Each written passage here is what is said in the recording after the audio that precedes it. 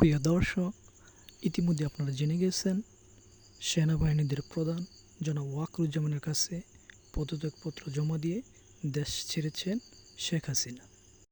তিনি বাংলাদেশ থেকে প্রথমত ইন্ডিয়ার কলকাতায় যান। কলকাতা থেকে তিনি দিল্লিতে পৌঁছান। সেখানে পৌঁছে ইন্ডিয়ার গোয়েন্দা বিভাগের ঊর্ধ্বতন কর্মকর্তার সাথে দীর্ঘক্ষণ আলোচনা করেন। তারপরে তিনি সিদ্ধান্ত নেন সেখান থেকে লন্ডনে যাবেন। এতটুকু আমরা জানতে পেরেছি।